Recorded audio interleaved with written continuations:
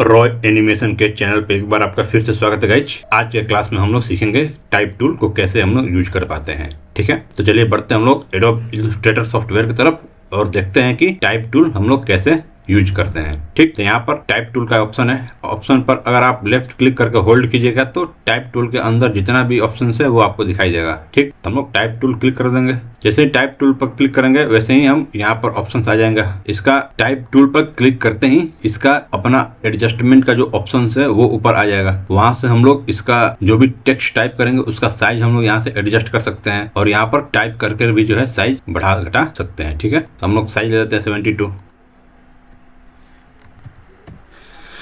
यहाँ पर मैंने अपना नाम टाइप कर दिया। ओके, अब क्या करेंगे हम लोग कि इसका जो भी प्रॉपर्टीज है हम उसको एडजस्ट करने का प्रयास करेंगे। ठीक, कि हम इस टेक्स्ट को किस तरीके से कितने तरीके से हम लोग इसको अरेंज कर पाते हैं। तो जैसे ही आप टेक्स्ट टाइप कर लीजिएगा यहाँ पर आपका आएगा पैराग्राफ ऑप्शन। पैराग्राफ में टेक्स्ट का अलाइनमेंट आप कैसे रखना चाहते हैं वो तय कर सकते हैं। तो अगर आप चाहते हैं कि टेक्स्ट का alignment right align left align रहे तो लेफ्ट अलाइन कर सकते हैं, सेंटर अलाइन रहे तो सेंटर अलाइन कर सकते हैं और राइट अलाइन चाहे तो राइट अलाइन भी अपने टेक्स्ट को कर सकते हैं। हम चाहते तो यहाँ से डॉट भी लगा सकते हैं, यहाँ से नंबर भी लगा सकते हैं। यहाँ से हम जो भी टेक्स्ट है हम उसको कितना बेंड करना चाहें वो हम यहाँ से एडजस्ट कर पाएंगे। यहाँ पर काफी सारे ऑप्शन है टेक्स्ट को बेंड करने के। आप प्रैक्टिस कीजिएगा, आप ट्राई कीजिएगा हर एक ऑप्शन पर, तो आपको समझ में आएगा कि किस ऑप्शन का क्या इफेक्ट आ रहा है टेक्स्ट के ऊपर। ओके, ये आपको प्रैक्टिस के लिए मैं छोड़ देता हूँ। अगर ये सारे बताऊंगा तो आप ये जो क्लास है काफी लंबा चला जाएगा। आपको प्रैक्टिस करना है कि इन ऑप्शंस का इस टेक्स्ट के ऊपर क्या इफेक्ट आ पा रहा है। ओके, हम कितना बेंड रखना चाहें यहाँ से तय कर सकते हैं। Horizontal bend, vertical bend. ठीक है, हम टेक्स्ट को हॉरिजॉन्टली और वर्टिकली बेंड कर सकते हैं। फिर टेक्स्ट को हम कैनवास के अकॉर्डिंग, ये जो आर्टबोर्ड है इस आर्टबोर्ड के अकॉर्डिंग हम अलाइन करना चाहें तो भी कर सकते हैं। ये वर्टिकली अलाइन और ये हॉरिजॉन्टली अलाइन। यहाँ से यहाँ पर आर्टबोर्ड के लेफ्ट अलाइन, यहाँ पर आर्टबोर्ड का राइट अलाइन, यहाँ पर आर्टबोर्ड का अपर अलाइन और यहाँ पर आर्टबोर्ड का बॉटम अलाइन। ओके, एक फिर और दूसरा टेक्स्ट लेकर आते हैं हम लोग। अब क्या करते हैं कि हम एक और टेक्स्ट लिखते हैं।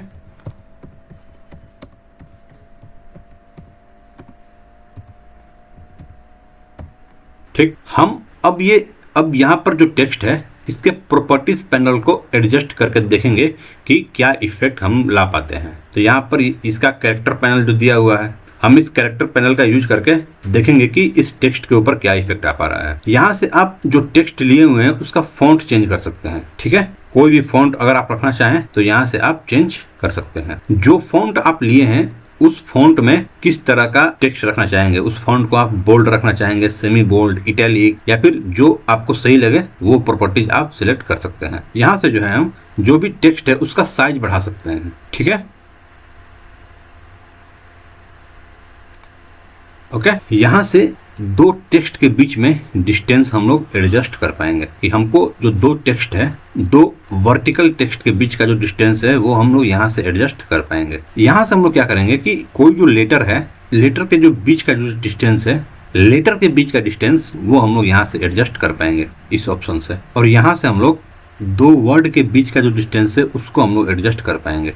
यहाँ पर भी आपका पैराग्राफ का ऑप्शन है, यहाँ पर भी आप अपने टेक्स्ट को अलाइनमेंट दे सकते हैं, left align, centre align, right align. अगर आपका टेक्स्ट बहुत लंबा है तो यहाँ पर भी आप अपने टेक्स्ट को इस ऑप्शंस के अनुसार एडजस्ट कर पाएंगे। आपको प्रैक्टिस करना पड़ेगा कि किस ऑप्शंस का आपके टेक्स्ट के ऊपर क्या इफेक्ट आ रहा है।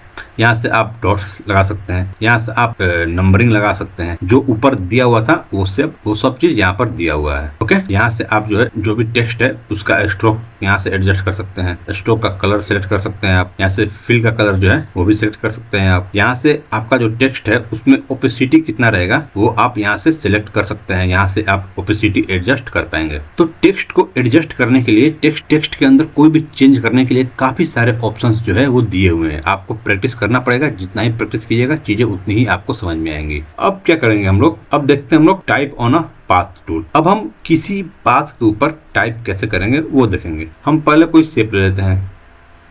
ठीक है, शेप का जो फिल है उसको हम लोग हटा देंगे और जो स्ट्रोक है हमको क्या करना पड़ेगा कि जो type on a path tool है उसको स्ट्रोक के पास ले जाना होगा और क्लिक कर दीजिएगा तो ऑप्शन आ जाएगा आपके पास टाइप करने का। अब हम इस पर कुछ टाइप कर लेते हैं।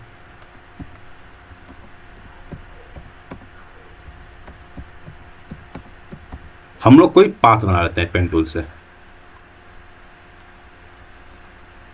ओके ठीक। अब हम इसके ऊपर जो है टाइप टूल का यूज करेंगे, type on a path tool. ठीक,